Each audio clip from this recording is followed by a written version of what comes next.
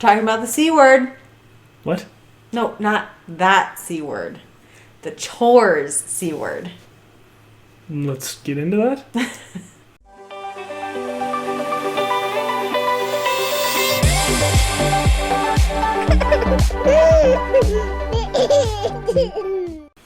Hey everybody, I'm Nate Warnock. I'm Andrea Warnock. And this is Family Friday. This is a show that we do on the Marriage by Design podcast where we talk about God's design for family, what the Bible says about raising our family, and some practical advice for you guys about how to raise your family. Yeah, today we're getting into one of those more practical episodes. All right. We're talking about chores. Ew. So something that maybe you have a love-hate relationship with as a parent. And yeah, I would say still, as an adult. As an adult and as a child. Right. Yes. So today we get to talk about the importance of chores with kids, how to approach that with them, the stumbling blocks of chores. And then we're not going to get into like what chores are good for kids at different ages because you can find so much about that on the internet and there's great information out there. So if you're looking at what should my kid be doing at what age, go to the internet. There's great resources. Right. And if there's one thing we know, if it's on the internet, it's going true. to be true. So you just Google that right up. And There seriously is so much information out there. It's really great for that. Right. So, okay, so let's talk about why should we teach our kids to do chores? Because part of me loves the idea of kids doing chores, and part of me hates the idea of kids doing chores. And that's probably how a lot of parents feel about that. I mean, if our kids aren't going to do stuff for us, then why did we have them? That's what I used to think when I was a kid. I remember a specific moment where, we had these hedges all around our house. That was the cool thing back in the 90s. Yeah, we had these hedges all around our house, and they frequently had to be buzzed off at the top. They had to be what? Buzzed off at the top. Because otherwise they wouldn't look really nice. So anyway, my mom or my dad would go out there and buzz off. Oh no. Would buzz off the top, and then my brother and I had to pick up the toppings. Oh my gosh. All right, so you picked up the toppings. Got it. Picking up the toppings one time and thinking, this is why my parents had children, so that we could do work. Oh, was I so wrong? Because now as a parent, I'm like, yes, I need and want my kids to do work, but they are so much more work than the work that they do. Yeah, meaning getting them to do it. That and raising them. I mean, just true. The work it creates, having kids. Yes. Sure. Anyway, wow, that took my bzz talk took a. I mean, this is the kind of hard-hitting conversation you can expect here on the Marriage by Design podcast. So we have to teach our kids chores. That's right. Why should we teach our kids to do chores? Well, one reason is because everyone in the house should help. We're all living here. We're all making the messes, some more than others. We're all a part of the family, and there needs to be really a togetherness about everyone helps to make the family go. Yeah. And it's not always you made the mess so you clean it up. That's not really the way the real world works, and that's not the way the family works either. So that's definitely one thing we teach is you need to clean up after yourself. But reality is a lot of times I'm cleaning up after a mess I didn't make. Somebody else is cleaning up a mess or something that somebody else did. So we all need to be helping. Yeah, it's part of being a team. Right. I mean, we learn that's one of the reasons why athletics is proven to be so beneficial is because it teaches that concept of a team. Mm-hmm. Tragically, we are at a place in society where people have to get involved in sports to learn that lesson about the importance of being a team, when we really should be teaching that at home because we are part of a unit. And it's more motivating when you see this as part of a team. We're working together. We're part of a team. We're doing this together. Right, and it's reinforced by this multi-generational thing, right? Where mom and dad are involved, I'm involved. We're all involved together in this family called the Warnocks and making it a functional family. Right, and we all have to work together to make it go. That's right.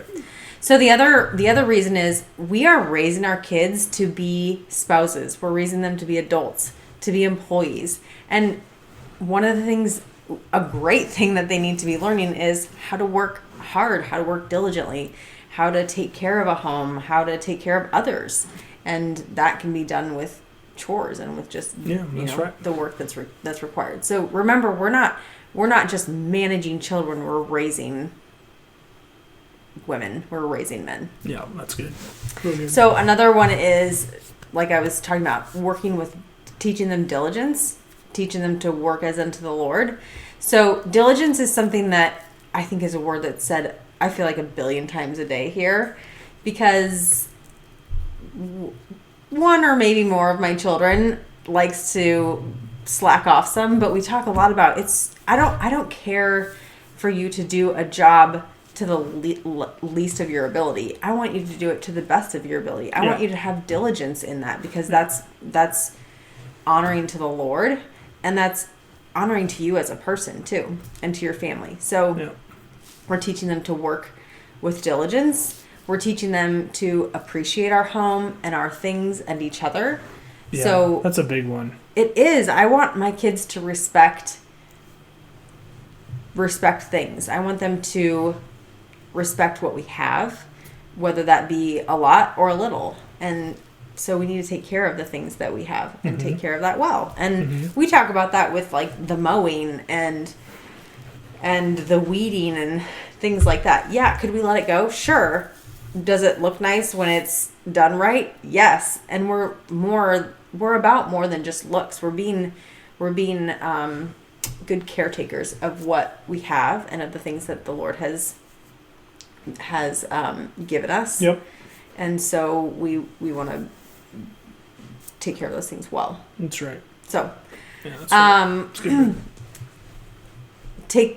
So as parents, especially, I feel like as we have more children, the load becomes more and more and more. Yep. And the parents shouldn't be in charge of the whole load. So kids realizing I need to help take some of the load off of my parents is a great thing for them to know and understand. For Jackson and Ryan especially. Riker does chores too, but Jackson and Ryan of course do more than Riker. For them to understand, my parents shouldn't have to do everything around the house, and they can't. The needs are too great for them to do everything, and I need to pitch in because the needs are just too great. Right.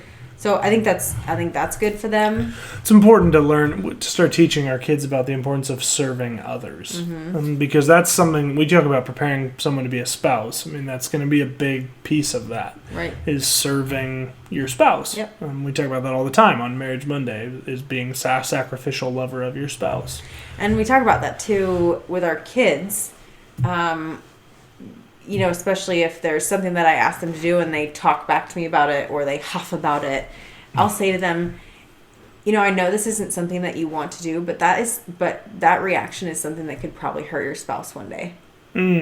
If you react that way. So I want to teach you to not, and teach you to do things with a joyful heart. Yeah, and you might think that's silly and your kids are just going to roll their eyes at you, and you're right, they will. Maybe. But when they get older and they start dating and eventually they do, marry that guy or gal that will be their spouse, they'll remember that. I guarantee it. They'll remember you saying that. And it will impact their marriage in a positive way. Yeah. And then the last reason I have for why should we teach our kids chores is probably the greatest reason. But the Bible teaches us so much about hard work, about work. Yeah. And about the reward for a job well done is more work. So our work never ends. So for children, teaching them our job here on earth is to work and to do that diligently. And then once we do, we get more work. And that's good. And that never ends. And that's a great thing. Right. And God has entrusted us with much, and we get to work on those things that He's entrusted us with. So I'll give you a few Bible verses. I mean, there's a lot in the Bible about diligence, about work, about working hard. So Colossians 3:23 says, whatever you do, work heartily as for the Lord and not for men. We are representing the Lord with our attitudes, with how hard we work, the way we work. So we're wanting to represent him well, and that's a great verse for that. So Genesis 2:15 talks about our job as men and women is to work. God put us on this earth to work, and Genesis 2:15 talks about that. And then Ecclesiastes 9:10 says, "Whatever your hands find to do it with all your might." Proverbs 13:14, "The soul of the sluggard craves and gets nothing, while the soul of the diligent is richly supplied." Ooh. Yep. It's a great verse. So, again, those are just a couple, but there's hundreds of verses about work and diligence and working unto the Lord. So, I would encourage you to look those up. All right. So, I'm pretty convinced at this point that we should be doing this. Mm-hmm. So, how do you do that when you have kids of all different ages, some super young, some older? What do you do? Yeah, there's lots of approaches, of course, with teaching chores, but we'll talk about what we've found to work and our approach. So my first thing I would say is start young. Find meaningful tasks at a young age. Our young children, toddlers, have this desire to help, and that's true. And it's such a sweet thing in them, and it's a great thing, but it also can be really frustrating because they're not really much help at that age. And sometimes they can make more of a mess when they're trying to help than they actually help. Yeah. But they want to help. They want to work. They want to usually do that kind of side by side with you. And they want those things to be meaningful. Mm-hmm. So to just give them a task that really does nothing, or that you're going to redo right in front of them. Yeah, don't do that. Yeah, is going to, even at those really young ages, they notice and they recognize that thing. So find tasks that are meaningful and start that at a young age. And then they're definitely more willing as they get older to continue that working, because they realize this is just a part of life and I'm happy to do it. And what I do is meaningful. So, you know, for really little kids, it could be picking up. A lot of times it has to be managed really well. So you can't just tell a little 2-year-old, go pick up the playroom. Right. It needs to be, hey, go find all the balls that we took out earlier and put them in this bin. And, you know, they'll get off track probably. So it needs to be managed and probably watched. And, oh, there's a ball and there's a ball. You know, but those kinds of things are really great. They can't set the table, of course, but can you go take a spoon and put it on every plate? You know? Just whatever they can do. Can you squirt the soap? They can't wash the dishes, but hey, squirt the soap when I need it on this sponge. Mm-hmm. Whatever. You can find meaningful tasks for them that aren't going to have to be redone. Yeah, this is good. You talked about managing, that they're going to need to be managed. This is a good opportunity if you have older kids to allow them to be involved and start teaching them what it means to be a manager, of a godly manager of other people. Mm-hmm. Because their response when you put them in charge is going to be to become this bossy, maniacal tyrant. And tragically, we probably have all known 40-somethings that manage in the companies we've been involved in that same way as an 8-year-old that you put in charge. Tragic. Yeah. Now's the time to be able to help our kids understand, hey, you can't manage that way, right? You need to, one, lead by example. So if you've asked your younger sibling to pick up the balls and put them in the bucket, you're not standing around watching them. Mm-hmm. You're picking something else up. Right. And then give them positive feedback. Hey, looks like you got almost all the balls back in the bucket. Great job. I see a couple of others around, though. Can you help me find them? Yep. Right? Positive feedback. You can start teaching the management sandwich, right? Yeah, right. Positive feedback, a couple things to improve, and then more positive feedback. You can start teaching our kids these productive management habits that hopefully they're going to carry with them into the corporate world. Yep. So then another way to approach that is talking about allowances, or should chores be connected to allowance? I would say, so my general inclination is to say no, because there needs to be an intrinsic desire to work. Yeah. Not working because I get something out of it. Right. But an intrinsic just, I work because that's what's expected of me, and this is just what I do. Yeah. I don't think that you're going to ruin your kid's life if you pay them for chores, but I would tend to say it's probably not in the long term the most effective thing. But if that's what works for you, that's great. So I grew up not being paid for chores or for daily things that we had to do or whatever. I did get an allowance. So I do think allowances are great, but it was not connected to anything. It was just what I got for being me. It was great. But I had chores that were expected of me, and I knew that they were expected, and I did them. And Right. that's how our kids operate too. Right. Yeah, I mean, I don't like a system where...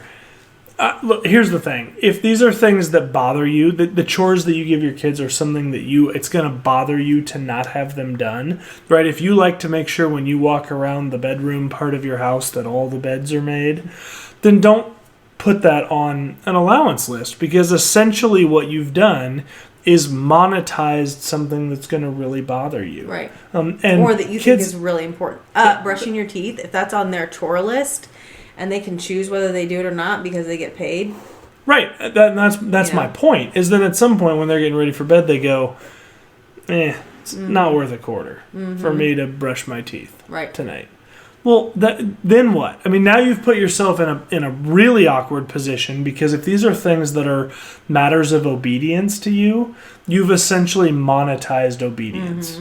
And then what's going to happen? You might hold off for a while, but at some point it's going to bother you so much that you're going to go, you know what? You're going to go do those things because I told you to do them. Well, then we've kind of exposed the allowance thing as a farce from the very beginning, because these aren't things that you're willing to pay someone to do. Right. These are things you expect to be done, and you are trying to incentivize a kid with money. And the problem is, unless it's a lot of money, or your kid is very sensitive to getting an extra small amount of money, it's just, your kids are going to go, it's not worth $1 to me to do this. Yeah, so I don't believe in connecting chores with allowance, but I do think it's a good idea to have some things that they can work on that are beyond their chore list or beyond general things that you would ask them to do. Projects, that's what we call projects that they can get paid for. I asked Jackson once to clean all the baseboards in my house. Yep. And told him I would pay him a certain amount, and he decided to do it. And, he had to do a good job of it, and that it was checked over before he got paid, but he did it, and then he got paid, and it was great. Because that's not that wasn't a normal thing at that time that I would have asked him to do. Right. So the difference is between life things that we need to get done because you're a part of this family, right? Your kid's boss someday is not going to pay him to take a shower in the morning before he comes to work, or brush his teeth, or any of that, or the extra things that he just asks him to do. Right. Those are not things you're going to get paid for, but you will get paid for projects that you do. And so we want our kids to understand that some of these projects that you can choose to be a part of or not, you do get paid for your time for doing that. Yeah. So. That's talking about chores in connection with an allowance. Let's talk about daily habits, which we kind of were touching on.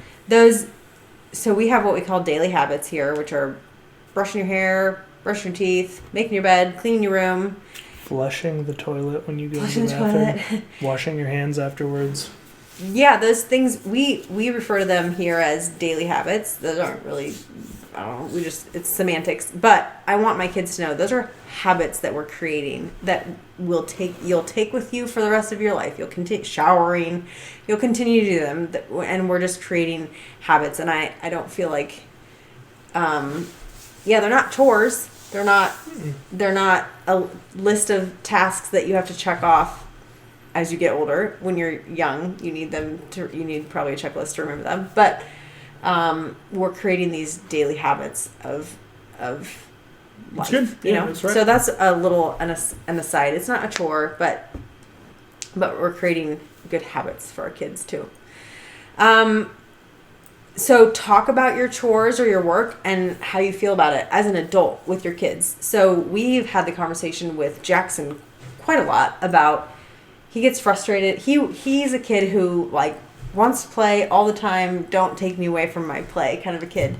And we've talked to him about, as you get older, your workload just increases. That's just part of being an adult. Adulting. And yeah, there's a lot of great things about being an adult. You can decide what you want to do when you want to do it a lot of times.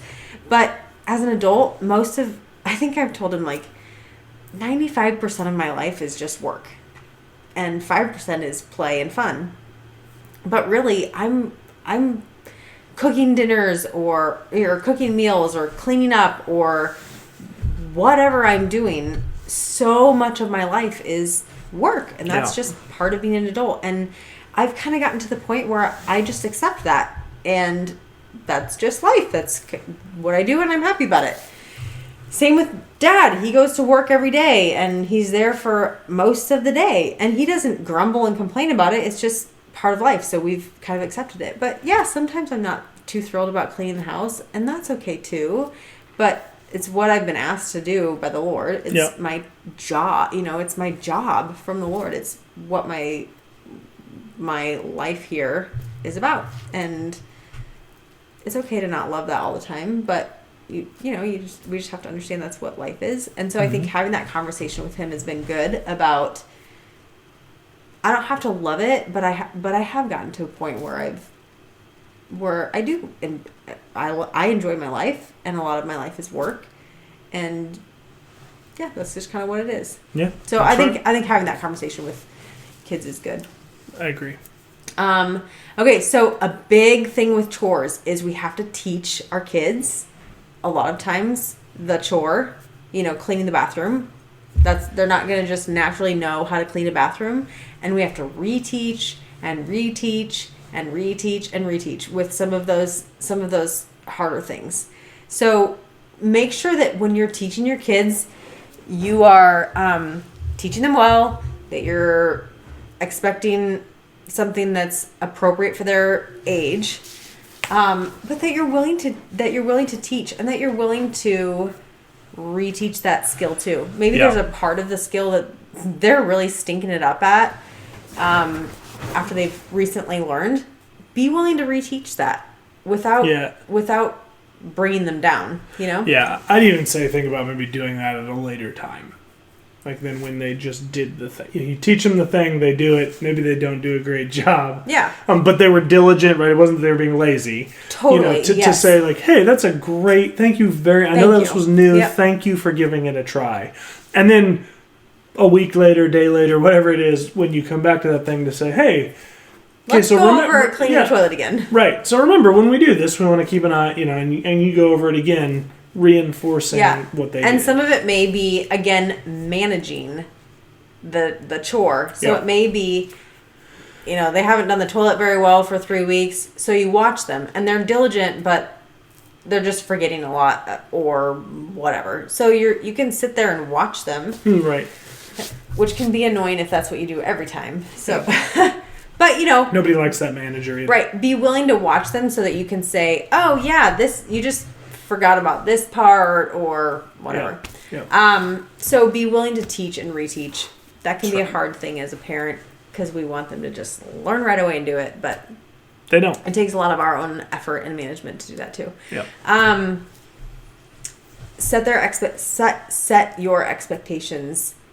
Maybe you need to set them lower or higher, but make sure that you're watching your own expectations, and I'll talk about that a little bit more. Yeah, that's good. But approach that with your kids doing chores, especially when they're first learning, with kind of a low expectation of the results. Depending on the age, but I think you set their expectations. I think is also a preparation for when they get older. I mean, when you say, hey, Jackson, I need you to clean the bathrooms. I want you to clean the bathroom upstairs. I want you to sweep them off the floor, wipe down the counter. The kids' expectations. And I want it to be done within the next 30 minutes. Yeah. right? Setting that and that's life, right? Your boss gives you a project. Here's what I expect you to do. I want it done by next Tuesday. Go. And then he doesn't want to see you in his office every day for the next week asking questions about the project. Right. Ask the questions if you got them, and then get the project done diligently. Yep. Yeah, and I think what helps with our kids too is that I'm not springing some chore on them in the middle of their playtime some random day. You know, in the beginning of the day, they're able to see, oh, these are the things I need to get done today, so they know. Yep, that's good. So that they know what to expect. Yep. Then, lastly, be appreciative. Of course. Of the work that your child's doing. So a simple thank you or thank you, that helped me out so much, goes a long way. You know, we want to be appreciative. Be careful with the over praising or whatever. You're not wanting your children to do chores because they get praised a lot or whatever. You're wanting them to do it because we do it, and that's what's expected of them. But be thankful. We want to be a thankful people. Yeah, there was a study taken of major corporate executives as to what they estimated that their strengths were, and the number one answer that they said was their strength was thanking and showing gratitude to employees. At the same time, that same research group did a study of the employees of each of those corporations that they had studied the executives of, and the number one thing those employees said that their bosses didn't do a good job of. Just take a guess. Thanking them or showing gratitude. Yep. So there's a disconnect there between, to bring that to the family level, because when we're talking about chores, it is similar to a boss-employee relationship in a lot of ways. When we say, hey, I feel like I say thank you to my kids a lot, I would imagine our kids would probably say, man, I wish my parents would say thank you more for the things that I do. And it's easy for us as adults to go, well, I feed you and put a roof over your head, and it's easy to do all of that. But for us to go the extra mile to really show appreciation for the job that our kids do around the house or for the family, I think is really important. Yeah, and we're teaching them to be thankful too. Right. So let's be appreciative people to teach them to be appreciative people. Right. Yeah. Right. Okay, so let's talk about then some stumbling blocks to this chores thing. Okay. Because chores can be great once your kids have the habit and they've got the good attitude, but there's a lot of stumbling blocks along the way. Sure. So not being consistent is one stumbling block. As parents, it can be really easy to just let things slide, or they've got this whatever you're instituting, the chore chart or the whatever you've got, and just kind of letting it go, not being consistent.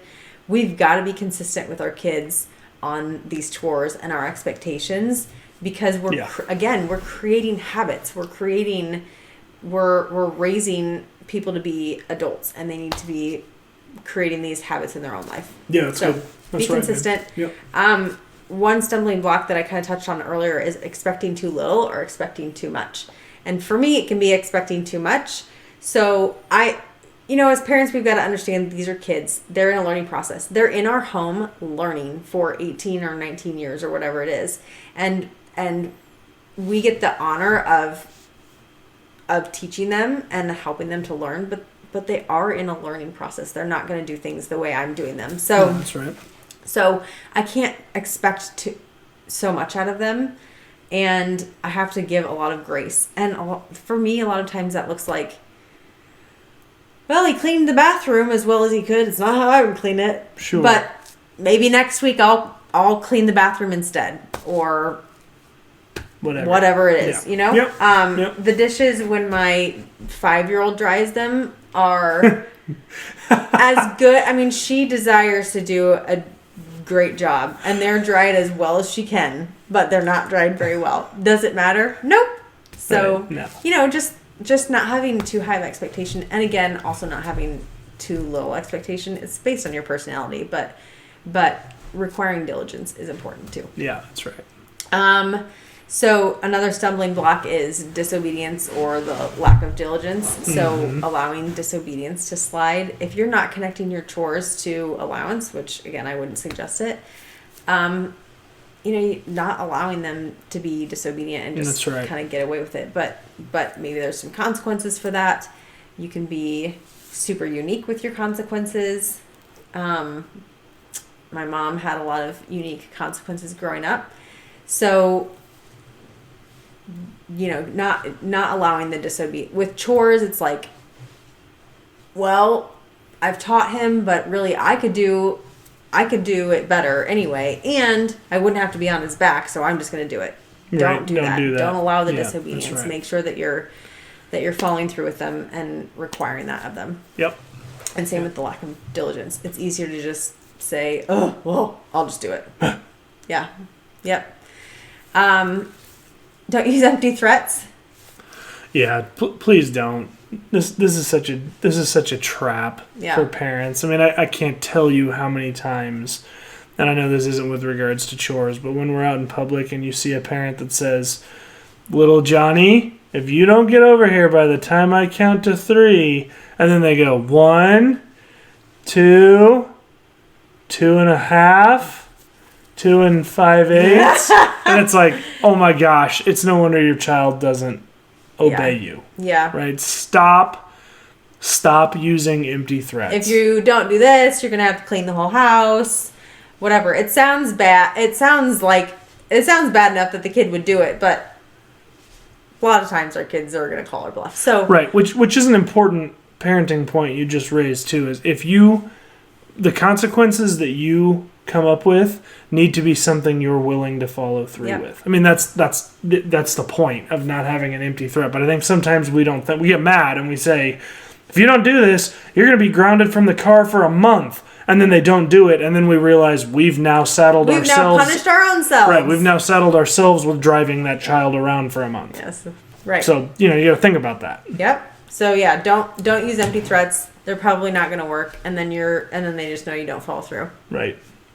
Prioritize people and not things. So, and what I mean by that is it can be a stumbling block to have so much work going on, so many chores going on that we're not really prioritizing our relationships. Yeah. We're just prioritizing cleanliness or tasks or whatever. That's good, babe. So there's a healthy middle ground there. And some people go too far on one side and some people go too far on the other side, but there is a healthy middle ground where we can't just neglect everything and let it all go to pot and no one's doing any chores and this place is disgusting. But also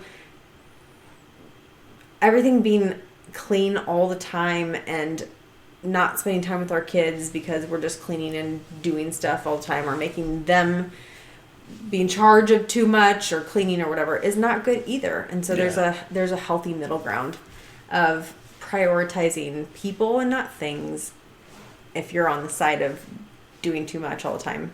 And there's that middle ground too of not just saying, well, everything's messed up all the time anyway and kids are messy and we're just going to let this place slide all the time. And your kids don't want anything with that. That's good. That's right. The last stumbling block I would say is it's cool to make chores fun. That's great. But work as a part of life is not always fun. And it's okay. Grind. It is. It's a grind. It's okay if our kids are not always having fun. Yeah. I think we get tripped up as parents feeling like our kids need to always be entertained or need to always have fun. And the reality is chores don't have to be fun. That's okay. We make them fun sometimes. And that's great. And it is great. But kids don't always have to be having fun, and realizing that that's okay. Yep. Is a good thing. Yeah, that's right. That's right. So I don't know. Hopefully you learned something from us talking about chores. They're so important for kids and they're important for adults. The relationship between the two is what makes the world go round in our family. That's right. Yeah. That's right. That's right. Thanks for joining us. Yeah. Enjoy your weekend and come on Sunday to hang out with us either on let's do it. YouTube or Facebook Live to do a live hangout at 8:30 Central Time. Yep. And we'd love to see you. You bet. See you then.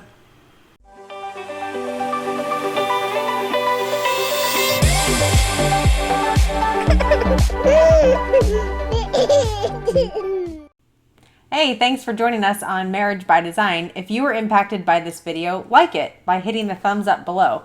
Also, don't forget to subscribe, and once you subscribe, hit the bell icon so you can be notified when new episodes release. Excellent. Also, one of the huge pillars of our show is interactivity between us and you. So we would love you to comment down in the comments below if you have thoughts about this video, or if you have questions or other things you'd like to see considered in the future. In addition, if you'd like, you can email us. That's marriagebydesignpodcast@gmail.com. We're also on Instagram @marriagebydesignpodcast, or you can find us on Facebook by searching Marriage by Design Podcast. Finally, if you want to, you can tweet at us. We do have a Twitter account that is @MarriageXDesign. Thanks, and have a great day.